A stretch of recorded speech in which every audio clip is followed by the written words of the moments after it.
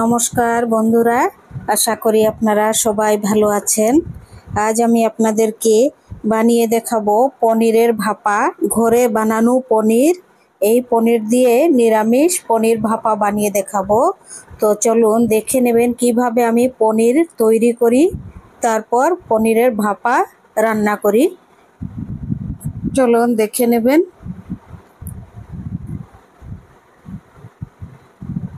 প্রথমে 1 লিটার দুধ ভালোভাবে আমি জাল করে নিচ্ছি।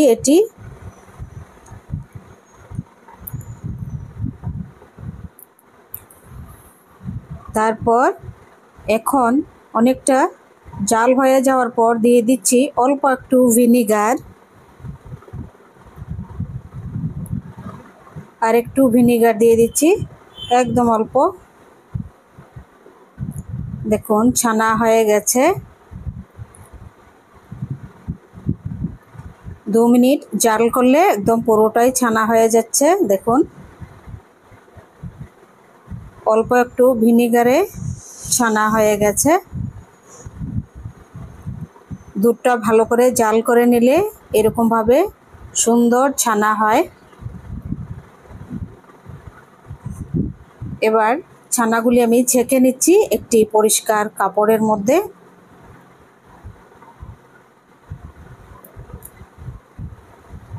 এখন ছানাটা ছাকার পর দিয়ে দিচ্ছি অল্প একটু হাফ চামচ ময়দা দিয়ে খুব ভালো করে এটি পেস্ট করে নেব। হাত দিয়েই এরকমভাবে পেস্ট করে নিচ্ছি। এখন এটির মধ্যে আর কিচ্ছু দেব না। এখন এই বক্সটার মধ্যে এয়ারটাইট করে এরকমভাবে ভালো করে মিশিয়ে রেখে দেব 2 ঘন্টা ফ্রিজের মধ্যে।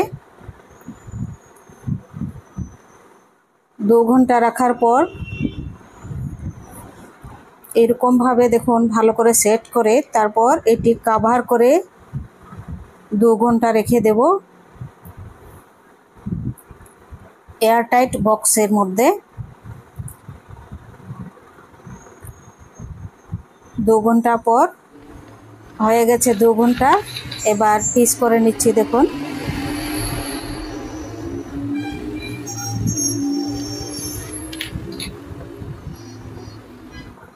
কত সুন্দর হয়েছে পনির।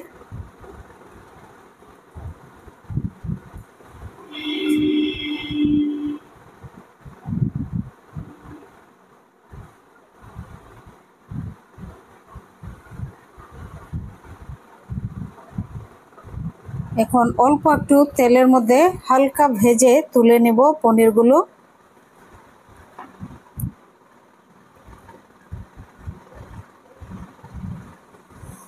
পনির ভাজা হয়ে গেছে।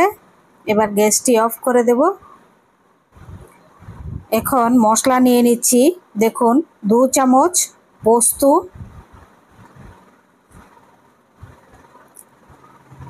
তারপর 1 চামচ সাদা সরষ, 1 চামচ থেকে অল্প একটু কম কালো সরষ দিব সেম পরিমাণে। তারপর দিয়ে দিচ্ছি তালমগজ 1 চামচ, তারপর দিয়ে দিচ্ছি গোটা কয়টা কাজু বাদাম 5টা, তারপর দিয়ে দিচ্ছি 2টি কাঁচা লঙ্কা, 1 পিস ছোট আদা দিয়ে এটি পেস্ট করে নেব ভালোভাবে। এখন এই বাটিতে অল্প একটু সরষের তেল দিয়ে দিচ্ছি, তারপর দিয়ে দিচ্ছি ভেজে রাখা পনির।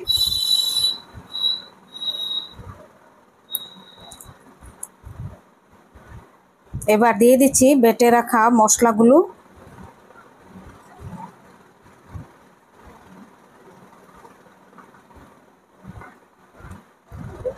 এটি বাটিটা ধুয়ে অল্প একটু দিয়ে দিচ্ছি।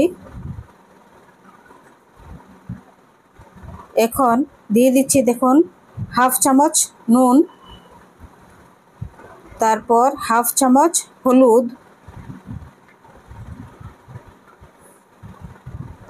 তারপর দিয়ে দিচ্ছি হাফ চামচ কাশ্মীরি লাল লঙ্কা গুঁড়ো দিয়ে এখন 2 চামচ জল দিয়ে দিচ্ছি।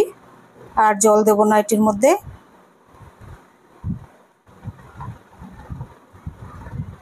তারপর 2টি কাঁচা লঙ্কা আর একটি টমেটো দিয়ে দিচ্ছি।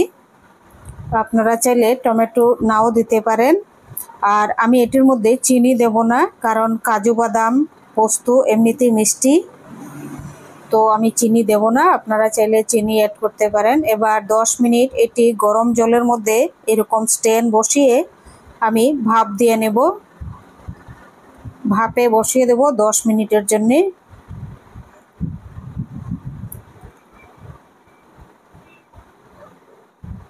দশ মিনিট হয়ে গেছে, দেখুন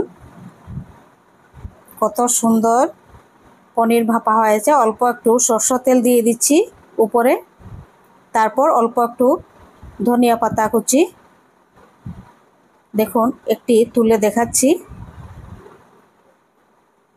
ভীষণ সুন্দর হয়েছে, একদম সফট। এরকম ঘরে পনির বানিয়ে খেয়ে দেখবেন, অসাধারণ লাগবে খেতে। আপনাদের যদি রেসিপিগুলো ভালো লাগে সাবস্ক্রাইব করবেন, লাইক করবেন, শেয়ার করবেন, কমেন্ট করে জানাবেন কেমন হয়েছে পনির ভাপা।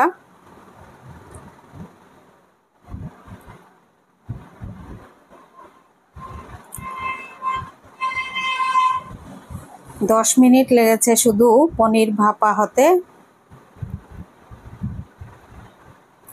দেখুন আরও তুলে দেখাচ্ছি, খুব গরম এবং এটি খুব নরমও হয়েছে, তাই আমি খুব হালকাভাবে তুলে দেখাচ্ছি চামচ দিয়ে।